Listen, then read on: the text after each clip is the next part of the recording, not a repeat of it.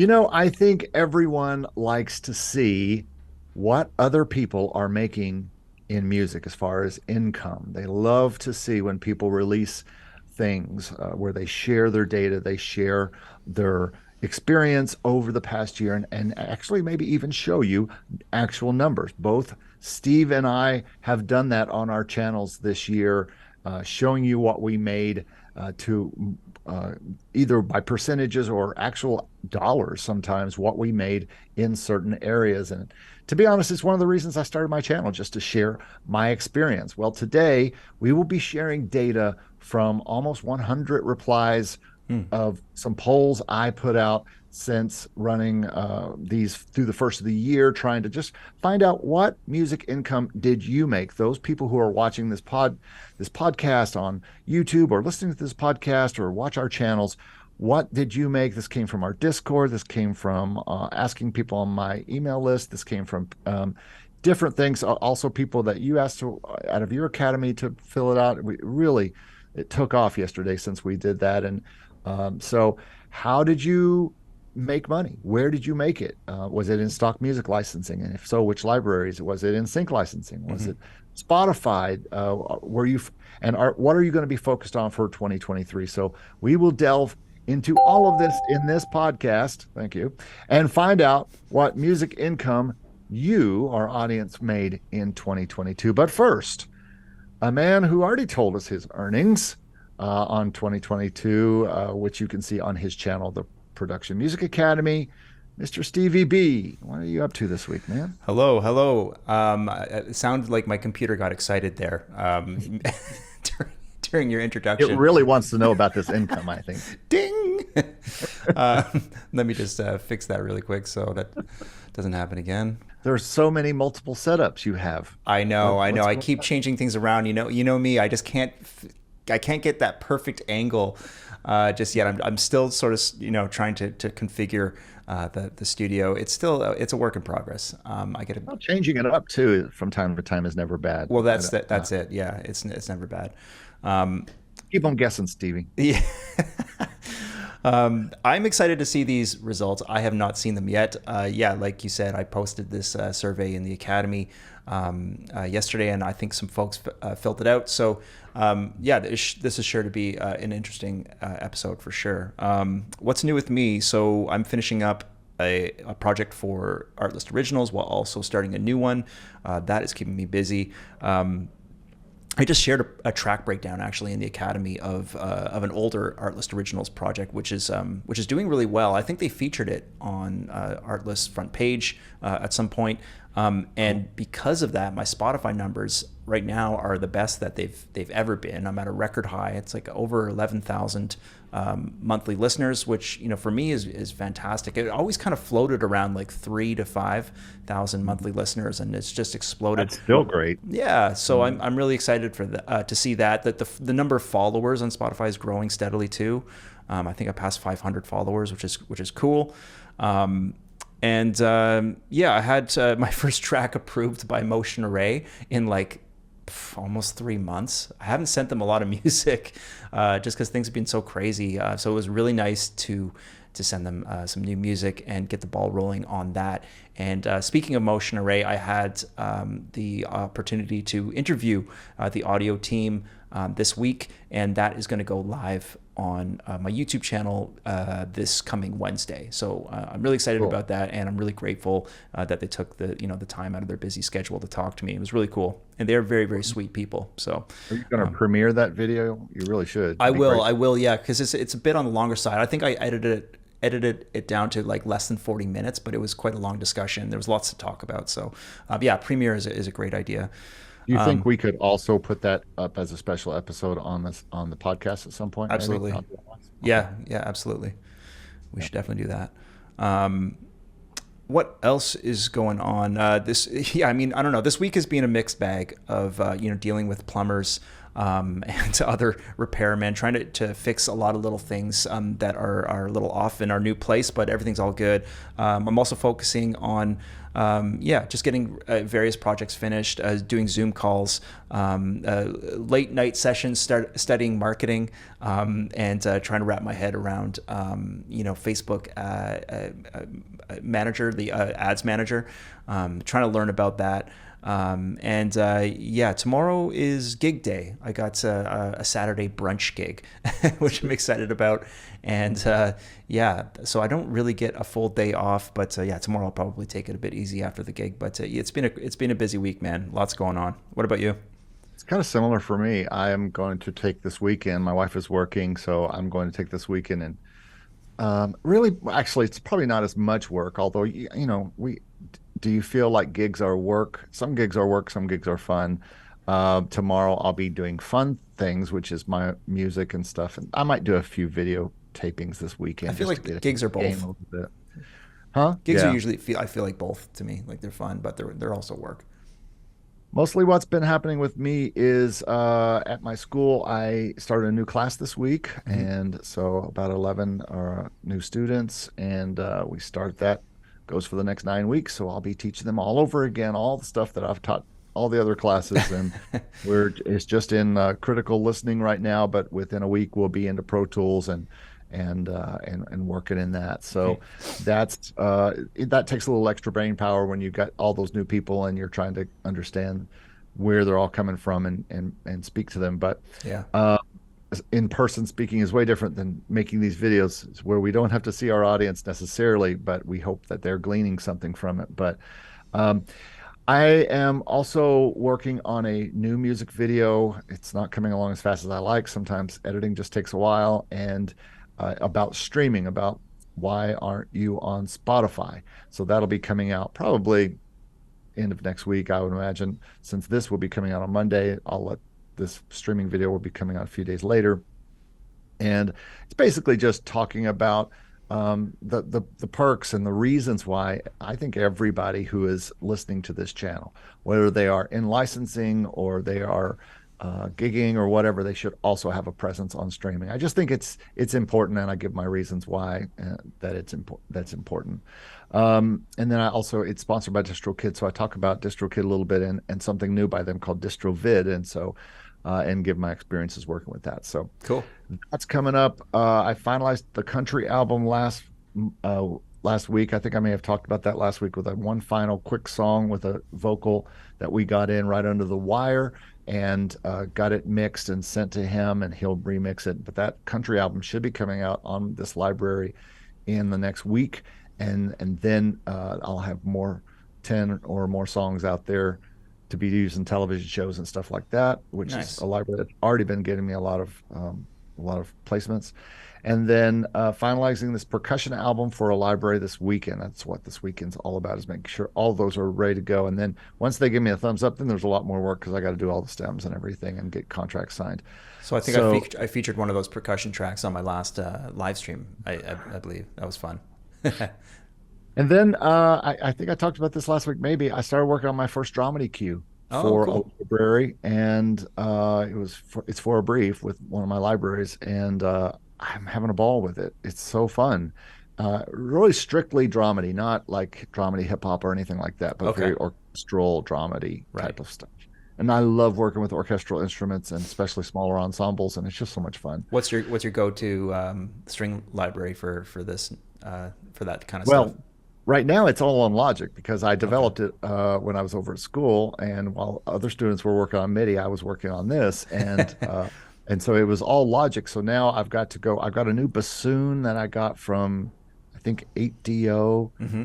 was where I got that, or no, Orchestral Tools is where I got that, and so Okay. I'm excited to plug that in instead of Logic site. It's going to suck if I go in and it's worse than the Logic sound, but I hope I don't not. think that'll be the case.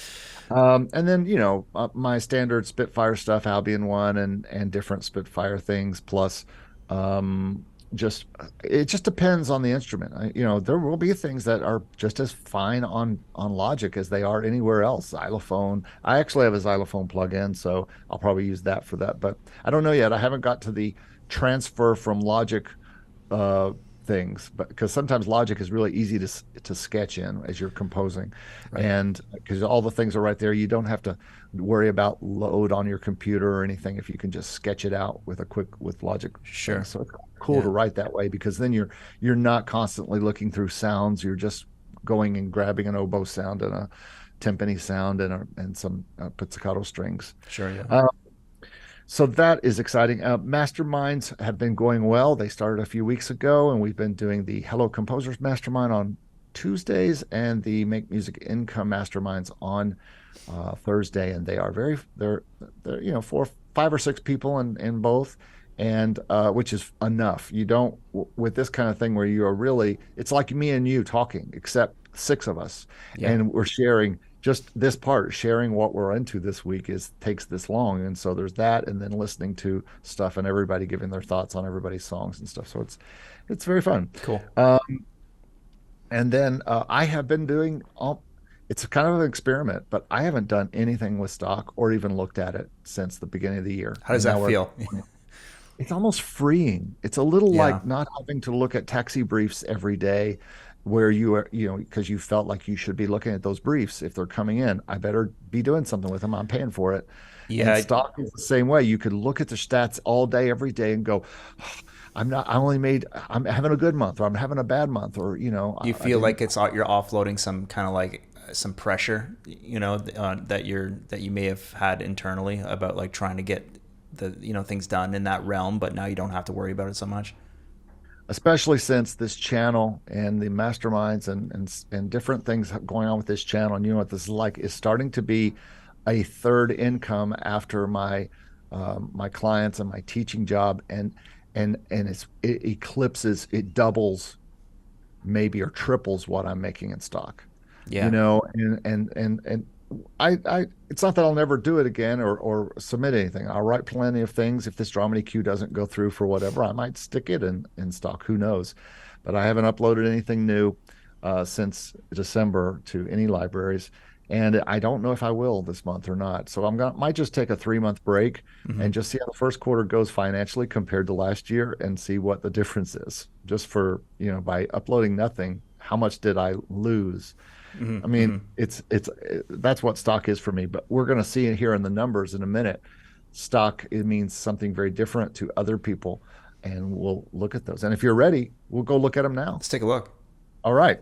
We'll do our best too for the podcast if you're listening and not watching to talk about these numbers rather than just share them on the screen. But if Yeah. you can watch this on YouTube, you'll get to see the actual numbers, and you need to make me be able to share Oh, if okay. you know how to do that so that I can share my screen.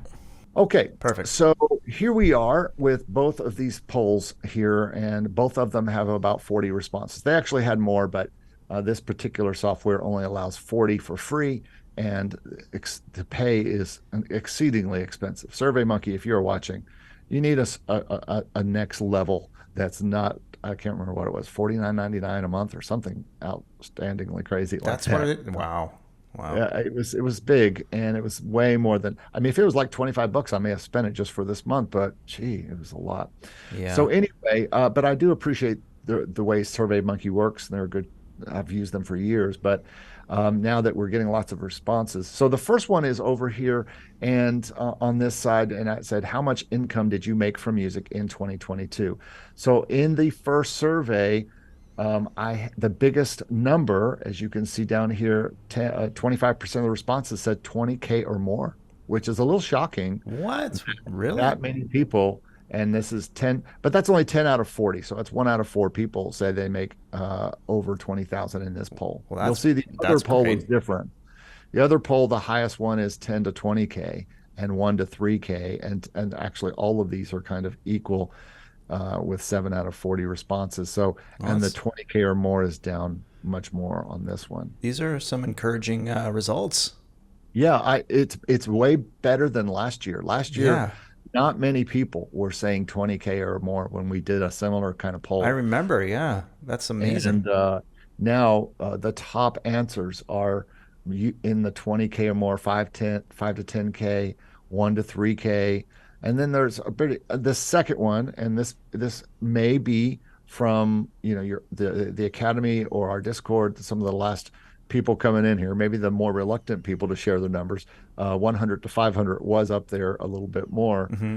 And then we have under 100, which was only four responses here and four responses here out of 40. So only 10% of people are saying they're making under $100. So people are making hundreds, if not thousands of dollars on music income that are watching these channels, which is pretty encouraging and glad to hear. This is great, and I mean, it's we have to consider that it's a small sample set.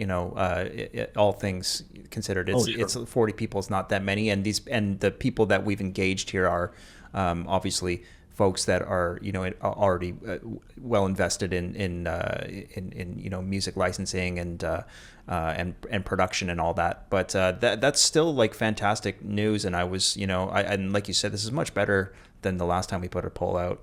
And Yeah. I can't remember how many responses we had last time, but this is It's great. about the same. It was a little less, I think. It was maybe 60 or so. Now that we've Yeah, got about 80.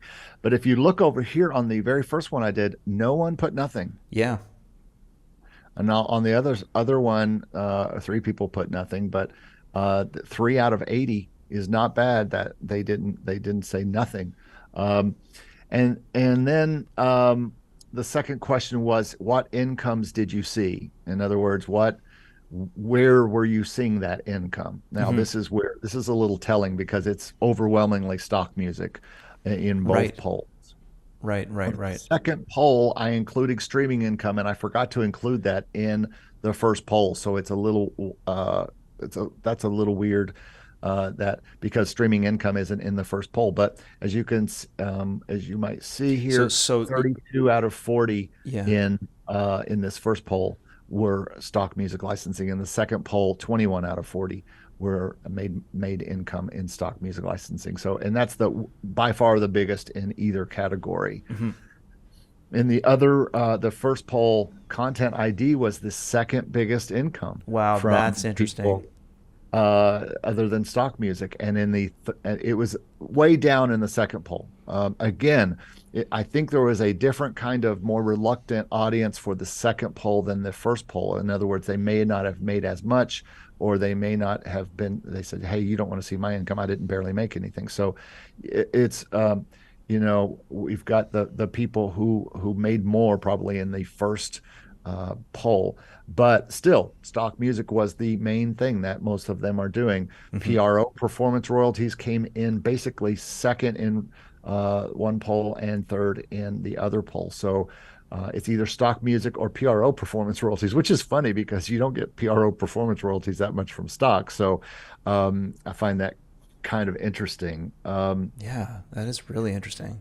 In the first poll, sync royalties were fourth as far as what they made with 25% of the people who answered that. Now, these are also the people who said they made 20K or more, or 510 or 5 to 10K. So Yeah. 10, 18 of the 40 people were making at least 5 grand a year with this kind of stuff. And so maybe they were more into sync Hmm. because it certainly shows up in this poll versus this poll where sync is quite down past even music gig income and other income and music production income, which I'm happy to see this number up, music production income, because I think this is one of the things that I'm going to be pushing this year for people who are looking for music income.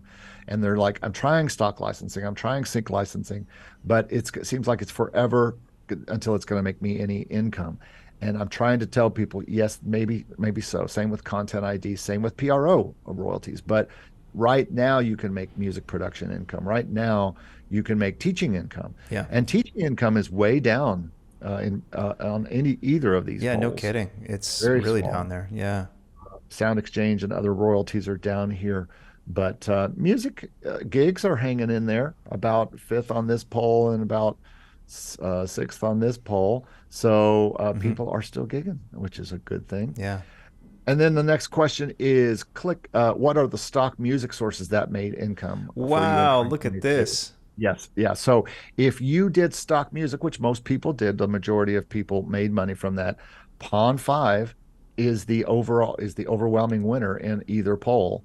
In this poll, it was 50%. In this poll, it was 72.5%. Wow, Pawn What? 5 at the top by a wide margin. By a wide margin, absolutely. So, and then the second, which is also a little surprising, is Audio Jungle was the second income on both polls, also by a wide margin. Yeah, no kidding. Look at that. And again, a little shocking, but it might also be that these people in this poll, which has the first poll, which had more people making 20,000 or 5,000, they are maybe they're longtime Pawn 5 and Audio Jungle people, Yeah, which we likely. know you have to be to even be in it now, because those of you who are just getting into stock know that you can't get into Audio Jungle since early last year. So Yeah. uh, it's interesting to me that the people who are making lots are not making it in Motion Array necessarily, although Motion Array is third in the first poll by a big margin and fourth in the second poll. Hmm. I find it interesting that in the second poll, which is the poll where people didn't make as much money, don't do stock music was number three in in the stock music sources. Yeah, I But saw that. Yeah.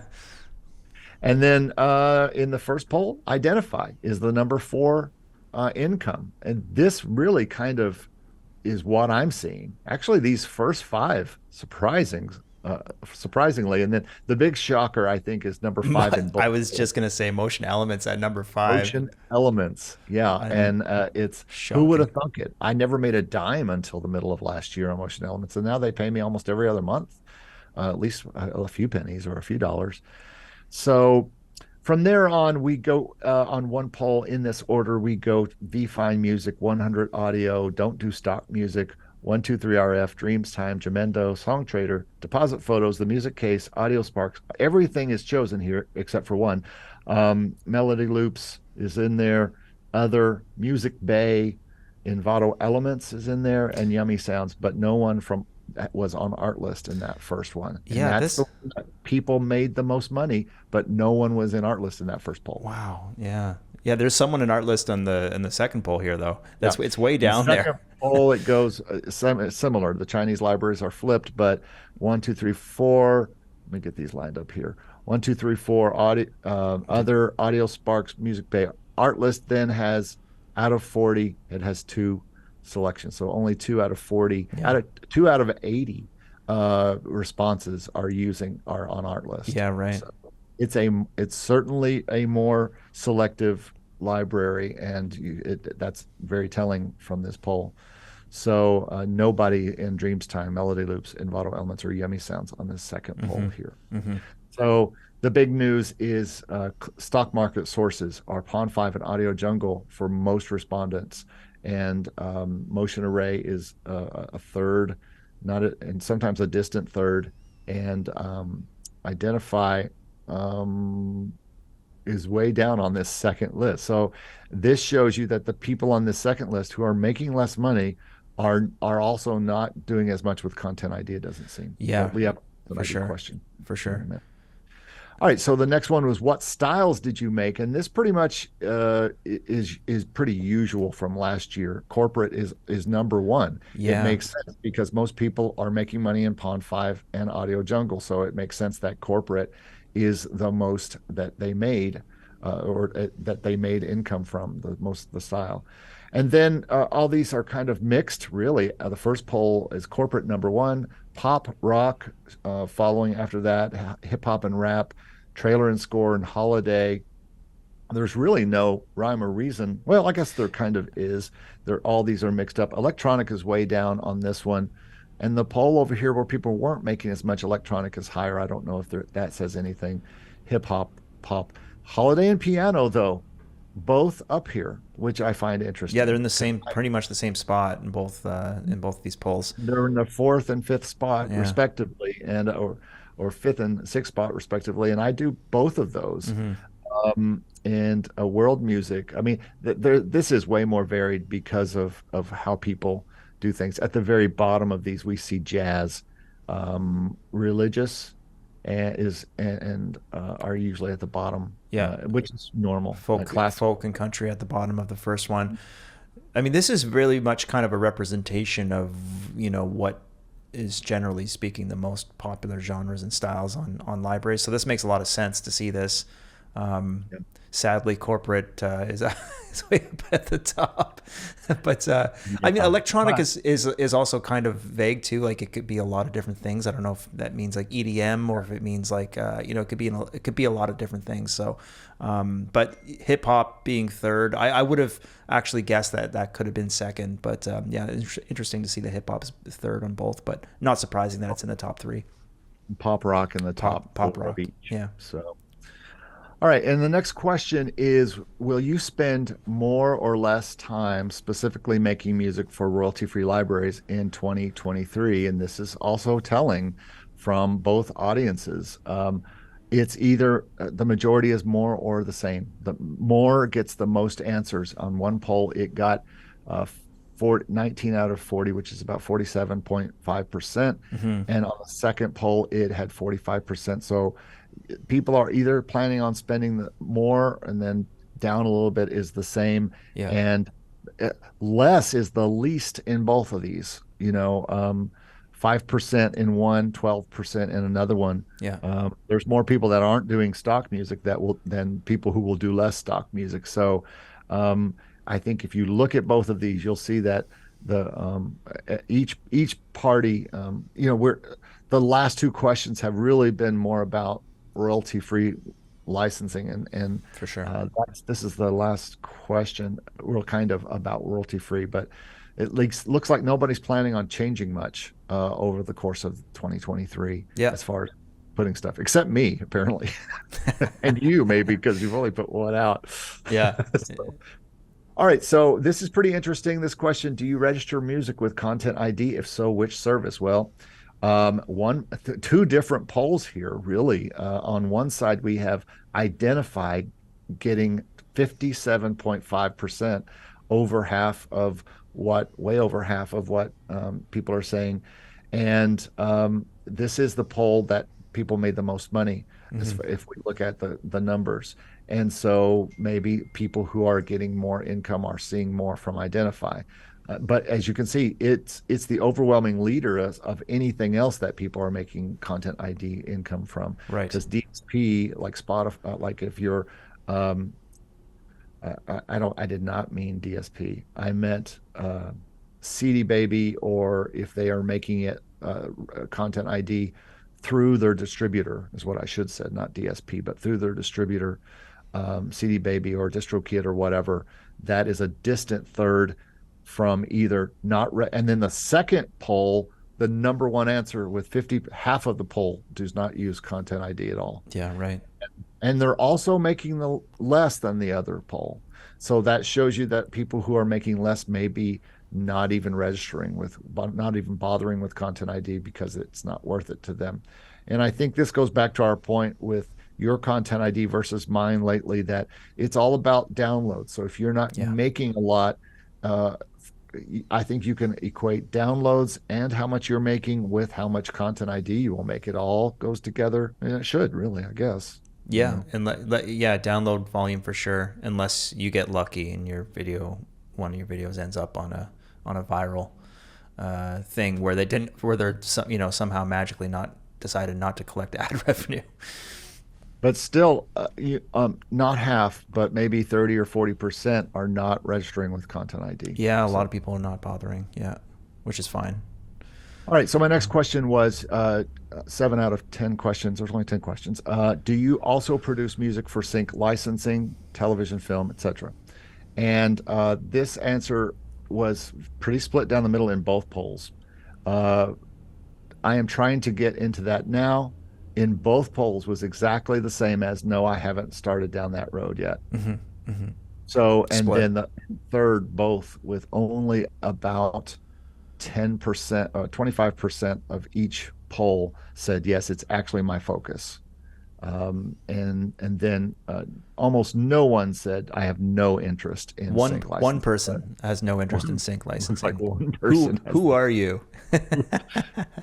Well, I don't know, but That's fine. it's pretty interesting that either they are trying to get into it or they haven't started down, are the first two answers. I find that interesting. Yeah.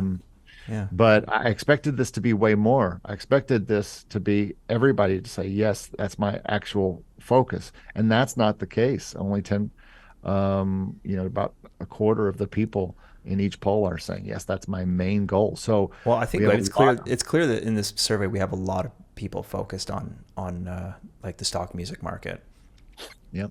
Yep. and Abs- that's working for this for a lot of these people. So I mean, it's not totally surprising to see that And it's those working for responses. you. Yeah, yeah, exactly. So, okay, so what are your music focuses for 2023? Now, this is a little bit more, Wow, it's pretty interesting. this is Uh, interesting. Yeah, in the first poll where people made more, their 75% are going to be stock music. Now, this wasn't either or. They could choose as many of these as they wanted to. So it just shows you the majority of what people are doing, because some of the same people who are doing stock might do sync, might do just composing, blah, blah, blah. mm-hmm. But in the first poll, stock music licensing is the clear winner with 75% of the answers saying, well, I'm going to be focusing on stock music licensing. In the second poll, music licensing with 77.5% was the main focus. And these are people making less from their stock music, apparently. Sure. Yeah, yeah, So the two are flip-flopped in both polls, yeah. and there's a clear winner. Um, getting my In the first poll, just composing more was the next answer. Just writing more, which I think we all want to do, Yeah. and it's getting my music to Spotify and DSPs was fourth. Playing live was fifth, and music production for people is sixth. Music teaching and sheet music sales, which I expect these two to be least popular, music teaching and sheet music sales. Mm-hmm. And they were in both polls. Like I said, in the second poll, sync music was 77.5, what the focus of what a lot of people, or at least what they want their focus to be in 2023. Stock music second, getting music to DSPs was 60%. So, 60% over here and only 32% over here. The people who are making more money are less interested in getting their music to DSPs, which I think is pretty weird, but pretty interesting that there's differences in these two polls, even though they went out to basically the kind of same people. Yeah, Then yeah. question nine: do you currently release your music to DSPs? And uh, overwhelmingly, it was yes, 65% in one poll and 67% in another poll. I'm not sure I understand how that is, and how um, and if it wasn't yes, it was, no, but I plan to next in 2023. So Yeah. uh, that's pretty. People are overwhelmingly focused on putting stuff out to DSPs. 65% or above are all currently releasing stuff to DSPs Mm-hmm. now. So Mm-hmm. that's good. I'm glad to hear Yeah, that. that's encouraging. Yeah. And then I think this is the last question. What distributors do you use? Again, not. I don't know if this is shocking or not, but DistroKid is overwhelmingly the distributor of everybody in here. I don't think that's shocking. I think that makes sense. It's, I mean, whether you like DistroKid or not, they're just simply the most affordable. I think that's a Especially if you're really, releasing, like a lot of people who are releasing music in stock are putting out a song at a time, yeah, and yeah. they need to be able to, for no cost, keep putting songs out, as they come up with them. Mm-hmm. So 64% in one poll and almost 60% in the other poll. So, and the next closest one in one poll is CD Baby, but it's at 28%. And on the second poll, CD Baby's at 9%. So, Yeah, um, TuneCore is down way down the list in the second one. I use TuneCore. I've been using it for a long time. I don't even know, like, why. I think I used it way back when I put my first band's album out, and I've been using it ever since. But it's and interesting to they've see. changed their They've structure a little they've bit. changed it. Yeah, they've changed it since, which I don't know, kind of bothers me. I tried to put something out through them the other day, and it wasn't a very good experience. But yeah, not surprised to see DistroKid up there. It's just so easy to use, and it's so affordable. It's ruling. There are some other responses. Some people said um, SoundCloud, Oh wow, SoundCloud. Root Note, whatever that is, Sound Drop, Mm-hmm. Root note is I've heard a lot about that and a lot of people saying root note. Let's see if on here other ones on this poll. Again, root note, The The Orchard, Orchard, yeah. Stars, Bandcamp, root note, SoundCloud. So Interesting. um, Okay, yeah. so those are other distributors, but not even close to what DistroKid is getting. I don't think there are any other responses that I really need to go into, but I think that kind of shows you a little bit of what we're dealing with. People these days, Hmm. they are into stock still. Stock is a big thing. I mean, you and I talk about this a lot, and we probably both talked about it in our what we're going to be focusing on. Although technically, you're probably more involved in stock than I am because you found success there with Motion Array and with Artlist, which is technically stock music, right? Still, Stock slash, yeah, royalty free, whatever yeah. you want to call it. It's not like proper sync licensing, you know what I mean? So It would be very high end stock I suppose if you consider it as stock, you but could, it's yeah, yeah, yeah. I think we're starting to see that be a bridge towards Spotify sales and artist sales, and it's very based on being an artist. So I think that's why a lot of people aren't choosing that as one of the things that they're into or going to be into for 2023. But um, I think this goes along with the way that the majority of the people I talk to feel. Hmm. I think stock music continues to be very popular for people because they can get paid next month. And Absolutely, absolutely. uh, it's it's it's when people think about sync, they love the idea that they could make more money and that they could get PRO checks. But even if you are successful at it, you're talking about only getting paid quarterly for the most part. And It's a years long build, and I yeah, think I think the people that getting into it understand that, but I mean, and it can really pay off. yeah, I mean, it's really the definition of truly passive income if you can build on these royalties, and these shows just keep getting repeated on networks and stuff. That's beautiful passive income. I think that stock uh, is, yeah, like you said, it's an immediate payout. If you can deliver pretty strong material, you can make money within a month, and I think that's really appealing to people. It certainly is to me. And I mean, as much as I'd love to build my sync repertoire, I'm in it for the long run, and I'm not expecting to get a paycheck anytime soon from SOCAN. So, but hopefully down the road.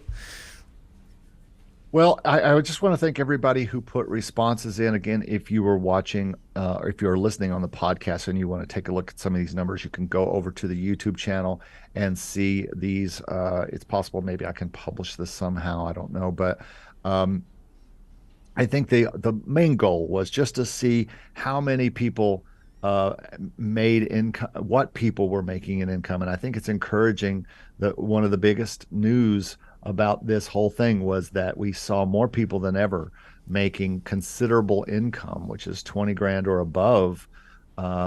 One poll was the biggest one was 20K or more. The second poll was 10 to 20K. That's So fantastic.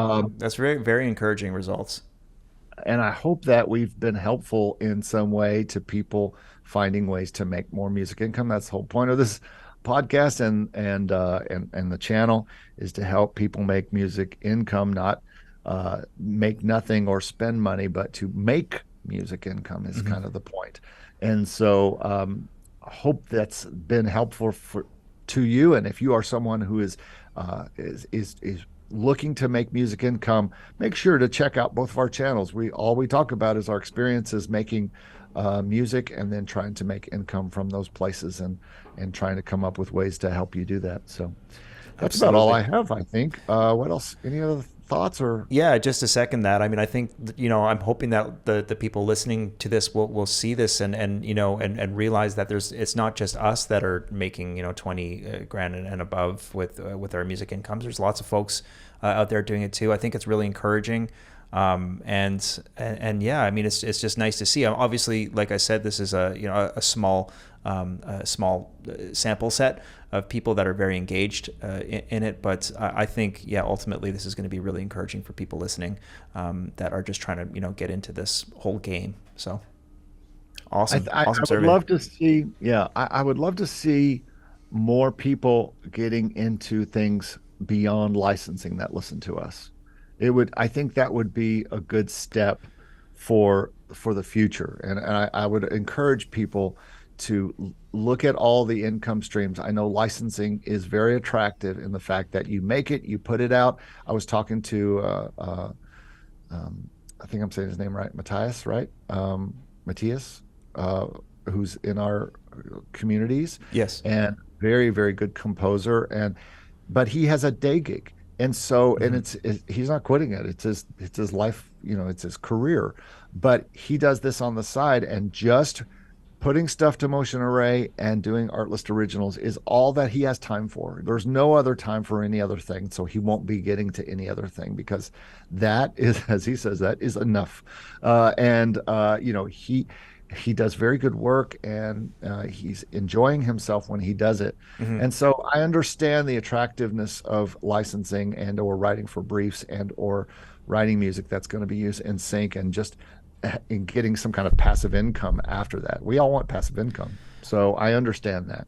But if you are wanting income now, even streaming is going to be a passive income. You've built that up, and those payments come down the line from when you put them up there, right? Yeah. So Yeah. Yeah. Yeah. it's all passive income, and that's probably what most musicians want, is that money coming in, that mailbox money, and going out and actually putting your time in to earn stuff is not as lucrative, or is not as fun, but it can be more lucrative up front if you are just starting licensing, if you're just starting to put your stuff on Spotify. I just think that, like you said, it's an attractive income stream, but I think you'd be hard pressed to find, a lot of folk or full-time musicians or music producers that are just relying on like a singular income stream these days. I just think it's just, I mean, everyone I've spoken to that does music for a living is relying on multiple income streams, and is not putting all their eggs into one basket. And I think it's really important to sort of consider that. And